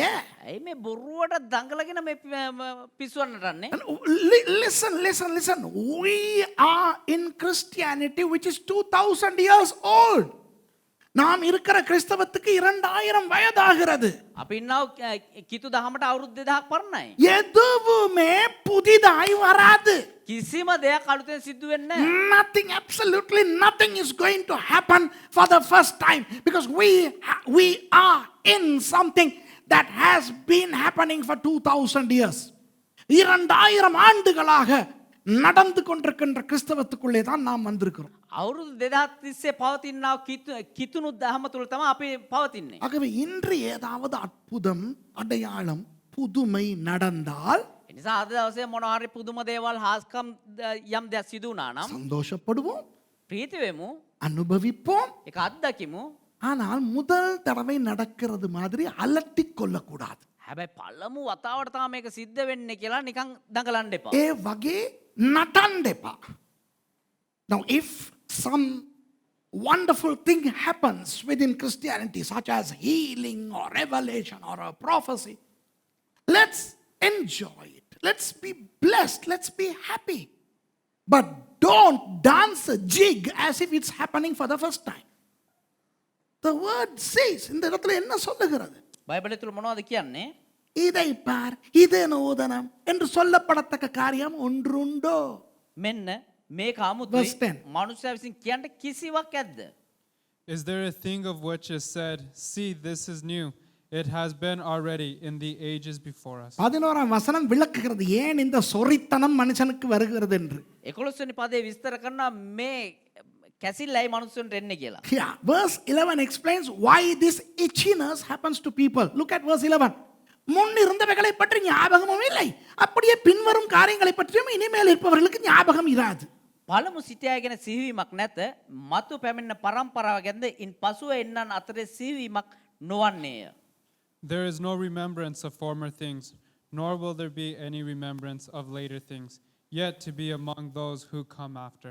இயேசுவானவர் சொல்லுகிறார், යේසුස් වහන්සේ කියනවා முன் நடந்தவைகள் இன்று கிறிஸ்தவர்களுக்கு ஞாபகம் இல்லை. පෙර සිදු වුණා දේවල් අද කිතුණාට මතක නැහැ. அதுதான் பிரச்சனை. ඒක තමයි ප්‍රශ්නේ. The problem with us is we forget what has happened in the Bible, what has happened in the first century. அப்போஸ்தலர் புத்தகத்திலே, சுவிசேஷ புத்தகங்களிலே நடந்ததை மறந்து விட்டு ஏதோ இப்பதான் நாம முளைச்சி வந்த மாதிரி தடுமாறிக்கிட்டு இருக்கோம். ක්‍රියා පොතේදී ඒ වගේම සුභාරංචි පොත්වල සිද්ධ වුණු දේවල් කිතුණාට අමතක වෙලා මේ දැන් සිද්ධ වෙනවා වගේ අය මේ බලාගෙන ඉන්නවලු. இன்றைக்கு ஒரு சபையிலே 3000 பேர் இருந்தால் අද එක සභාවක 3000ක පිරිසක් සිටියා නම් அந்த சபை மக்களுடைய பெருமையை பார்க்க வேண்டுமே. ඒ සභාවේ පිරිසගේ ඒ ආඩම්බරකම් බලන්න ඕනේ. If there are 3000 people in a church, ooh, you have to look at the pride of those believers. Which church do you go? Well, I go to a prophet Suresh Ramachandran's church. He's prophet. His wife is prophetess. And you know, there are 3000 members in that church. இப்போ நாங்க தீர்க்கதரிசி சுரேஷ் ராமச்சந்திரன் சர்ச்சுக்கு தான் போறோம். දැන් අපි යන්නේ අනාගතවත් සුරේෂ් රාමචන්ද්‍රගේ සභාවට. அங்க அவங்களுடைய பொண்டாட்டியும் தீர்க்கதரிசி நீ. අනාගත එයාගේ ගෑණිත් අනාගත වතුරුවරිය. මරුනේ 3000ක් ඉන්නවා, 3000 பேர் இருக்காங்க அவருடைய சர்ச்ல. 3000ක් ඉන්නවා එයාගේ සභාවේ. இவங்க மறந்துட்டாங்க, මේගොල්ලෝ අමතක කරා பேதுரு பேசின பிரசங்கத்துல ஞான ஸ்நானம் எடுத்ததே 3000 பேர். පේතෘස් දේශනා කර පළමු දේශනාවෙන්ම බෞතිස්මය ලබාගත්තේ 3000ක් කියන එක. These fellows danced too high because they forgot that the first sermon of the apostle Peter made 3000 people to be baptized. விளங்குதா உங்களுக்கு? අපිට තේරෙනවද? Prophet சுரேஷ் ராமச்சந்திரன் சர்ச்ல 2 வருஷத்துக்கு முந்தி 3000 பேர் இப்போ 5000 பேர். අනාගතවත් වූ සුරේෂ් රාමචන්ද්‍රගේ සභාවේ අවුරුදු 2කට කලින් 300ක් දැන් 3000ක්. නෑ. අවුරුදු 2කට කලින් 3000ක් දැන් 5000ක්. වෙන பள்ளி வர யானையும் இல்லை. வேற வேற சர்ச்சுக்கு போகிறாங்க வந்துட்டான் இப்போ இங்கே. ஏன்னா இங்கே தீர்க்கதரிசனம் சொல்லுது, இங்கே எல்லாம் நடக்குது தானே, அதனால. So some people say, okay, Prophet Suresh Ramachandran's church had 3,000 people 2 years ago, and now that church has 5,000 people. கேள்வி பேதுரு பண்ண 2வது பிரசங்கத்துல ஞானஸ்நானம் எடுத்தது 5000 பேர்னு மறந்துட்டாங்க. පේතුස් කරා වූ ඒ දෙවනි දේශනාවෙන් බෞතිස්මය ලබාගත් ඔය 5000ත් අමතක කරලා දාලා. அதாவது ஒரே வாரத்துல කියන්නේ එක සතියක් තුල 3000 பேர் அங்க ஞானஸ்நானம் எடுக்கிறான், 5000 பேர் இங்க ஞானஸ்நானம் எடுக்கிறான். 5 3 8 1000. 3000ක් පිරිස බෞතිස්මය ලබා ගත්තා. ඒ වගේම ඊළඟට 5000ක් පිරිස බෞතිස්මය ලබා සියල්ල 8000. One Sunday 3,000 people are baptized. The next Sunday 5,000 people are baptized. And the third Sunday 8,000 members come to church, which another multitude that Christians have forgotten. இத கிறிஸ்தவ மறந்துட்டு මේක කිතුණු අමතක කරලා Prophet சுரேஷ் ராமச்சந்திரன் தூக்கி தலையில வச்சுக்கிட்டு ஆடுறான். சுரேஷ் ராமச்சந்திரனுக்கும் ஆவியாத்மா சர்ற இடம் மாறி போயிருச்சு. අනාගතවත් වූ සුරේෂ් රාමචන්ද්‍ර කරේ තියාගෙන බොරුවට නටනවා. සුරේෂ් රාමචන්ද්‍රන් අනාගතවත් වූරගේ ආත්මේ ප්‍රාණයේ ශරීරය තැන් මාරු වෙලා ඉන්නවා. Mount Carmel Ministries பெயர் மாற்றம் அடைகிறது. Mount Carmel சேவாவான் நாம வினாஸ் කරනවා. The name of the ministry is changed from Mount Carmel into PS Ministries, Prophet Suresh Ministries. Prophet Suresh ministry සේවය කියලා නම වෙනස් කරගන්නවා. கேவலம். ලැජ්ජා සහගතයි. This is a shame. And if a miracle happens, for 45 minutes people are reveling that, and that's on YouTube. ஒரு அற்புதம் நடந்தா 45 நிமிஷம் அதையே வச்சு ஓட்டுறான் யூடியூப்ல. එක හාස්කමක් සිදුනා නම් මිනිත්තු 45 තිස්සේ ඒකම පෙන්නගෙන මේ YouTube එකේ දඟලනවා. ஒரு நூதனமான காரியமும் இல்லை. අලුත් කිසිම දෙයක් නැහැ. There is nothing new. Everything is of old. I can go verse by verse, but let me go to chapter 12. ஒவ்வொரு வசனமாய் போகலாம் வேண்டாம். கடைசி அதிகாரத்துக்கு 12வது அதிகாரத்துக்கு போவோம். එක එක පදයෙන් පදයට ගියාක හැබැයි අවශ්‍ය නැහැ. අපි 12 වෙනි පරිච්ඡේදයට යමු. 12 13 14 நான் முடிக்க விரும்புகிறேன். 12 14 එක්ක මම ඉවර කරන්න කැමති වෙනවා. I would like to conclude this message by looking briefly at verses 12, 13 and 14 of chapter 12.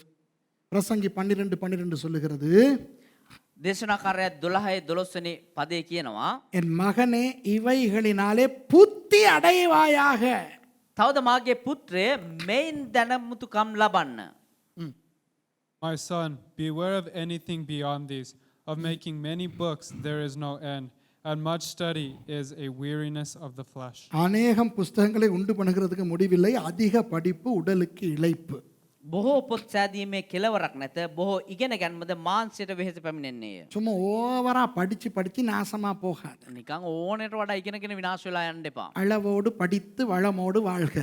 ලස්සනට ඉගෙනගෙන ලස්සනට ජීවත්. සීමා සහිතව ඉගෙනගෙන ලස්සනට ජීවත් වෙන්න. Study with a limit. வேதத்தில் அழகாய் சொல்லப்பட்டிருக்கிறது ஏன் படிக்க வேண்டும், எவ்வளவு படிக்க வேண்டும் என்று தீமோத்தேயு புத்தகத்திலே. තිමෝති පොතේ කියනවා ඇයි ඉගෙන ගන්න ඕනේ, කවුද ඉගෙන ගන්න ඕනේ කියන එක. The Bible says in Timothy as to how we should study and why we should study, and I'm not against studying because I have studied and I'm running schools where people are studying. நானும் படித்தேன், இன்னும் படிக்கிறேன். මමත් ඉගෙන ගත්තා, තාමත් ඉගෙන ගන්නවා. படித்து கொடுத்து கொண்டிருக்கிறேன் கல்லூரிகளை வைத்து. ඒක වගේම බයිබල් විද්‍යාර්ථියාගෙන උගන්වමින් සිටිනවා. சும்மா படிச்சு பட்டம் வாங்கி ரேவரன் டாக்டர் பிஷப் கார்டினல்னு நாசமா போகாத. නිකන් ඕන්ට වඩා ඉගෙනගෙන බිෂොප් කාඩ්නල් මේ රෙවරන්ට් කියාගෙන විනාශ වෙලා යන්න එපා. Don't study too much just to become a professional student. இப்போ 13வது வசனம் சொல்லுகிறது, 13 වෙනි පදේ කියනවා, இதுதான் முக்கியம். இன்றைக்கு ஆண்டவர் நமக்கு சொல்வதை கேளுங்கள். මේක තමයි දෙවියන් වහන්සේ අද අපිට කතා කරන්න. Listen to what God is trying to tell us in verse 13. காரியத்தின் கடை தொகையை கேட்போமாக. සියල්ල අවසනලදී Ah. අසනලදී The end of the matter. Yeah, the end of the matter. Now what is the end of the matter? What's the ultimatum? கடைசியா என்னத்தான் சொல்ல வர்றீங்க நாதா? මොනවද අවසානට කියන්නේ ස්වාමිනේ? දැන් යේසුස් වහන්සේ කියනවා. இப்ப இயேசுவானவர் சொல்றார். Now Jesus is saying, தேவனுக்கு பயந்து அவர் கற்பனைகளை கைக்கொள். எல்லா மனுஷர் மேலும் விழுந்த கடமை இதுவே. දැන් දෙවියන් වහන්සේ අපිට කියනවා මුළු කාරණේදී තීන්දුව නම් මේය. දෙවියන් වහන්සේට බයව උන්වහන්සේගේ ආඥා පවත්වන්න. Yeah. All has been heard. Fear God and keep his commandments, for this is the whole duty of man. මේ වනහයි සියලු මනුෂ්‍යයන්ගේ යුතුයකමය. எல்லாருக்கும் இருக்கிற ஒரே கடமையை ஆண்டவர் காட்டிவிட்டார். අපි හැමෝටම තියෙනා වූ යුතුයකම දෙවියන් වහන්සේ දරව කරනවා. Everybody has been endowed with one responsibility. And what is that? Fear God and keep his commandment. தேவனுக்கு பயந்து දෙවියන් වහන්සේට බයව அவருடைய கற்பனையாகிய வார்த்தையை கைக்கொள். උන්වහන්සේගේ ආඥාවන් වූ ඒ වචනය පවත්වන්න. கடைசியாக நியாய தீர்ப்பை பற்றி சொல்லி முடிக்கிறார். අවසානයේදී විනිශ්චය ගැන කියලා අවසන් කරනවා. Finally, the book concludes with the promise of judgment. ஒவ்வொரு கிரியையையும் அந்தரங்கமான ஒவ்வொரு காரியத்தையும் நன்மையானாலும் தீமையானாலும் தேவன் நியாயத்திலே கொண்டு வருவார். මක්නිසාද යහපත් වේවා නපුර වේවා සියලු ක්‍රියාද සියලු රහස් දේද දෙවියන් වහන්සේ විනිශ්චයට පමුණවනසේක. For God will bring every deed into judgment with every secret thing, whether good or evil. இப்போ என்ன இன்றைய செய்தியிலே ஆண்டவர் சொல்லுகிறார்? එමනම් අද දවසේ දෙවියන් වහන්සේ දෙන්නව පණිවිඩය මොකද්ද? What is the solemn message of today? Stop worrying about everything that happens under the sun. இந்த சூரியனுக்கு கீழே நடக்கிற எல்லாவற்றையும் குறித்து கவலைப்படுவதை நிறுத்துங்கள்.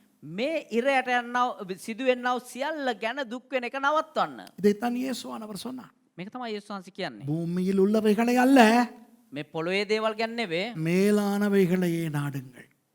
ඉහළ දේවල් ගැන සලකන්න. That's what Jesus said. Not the things of the world, but seek the things from above. Above where? Above the sun. சூரியனுக்கு மேலே. ඉරට ඉහළින්. என்றைக்கு மறிப்போம் என்று தெரியாது. කවද මැරෙයිද කියලා දන්නේ නැහැ. இன்றைக்கு கொரோனா மாத்திரமல்ல, டெங்கு விபத்து என்று மக்கள் செத்து கொண்டிருக்கிறார்கள். අද කොරෝනා විතරනේ ඩෙන්ගු වෙන විපත් කියලා මිනිස්සු මැරමින් සිටිනවා. Not only corona, but dengue, I mean, you name it. People are dying. We don't know when we will die. நாம் என்றைக்கு மறிப்போம் என்று நமக்கு தெரியாது. අපි කොයි වෙලාවෙ මැරෙයිද කියලා අපි දන්නේ නැහැ. ஆகவே சூரியனுக்கு கீழே இருக்கிற அந்த ஆட்டங்களை நிறுத்திவிட்டு ඒ නිසා මේ ඉරට යටින් කරන්නා වූ ඒ නැටලි නවත්තලා தேவனுக்கு பயந்து அவருடைய வார்த்தைகளை கைக்கொள்ளும்.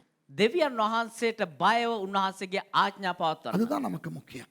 මේක තමයි අපිට වැදගත්. What we need is the fear of God and obeying his word.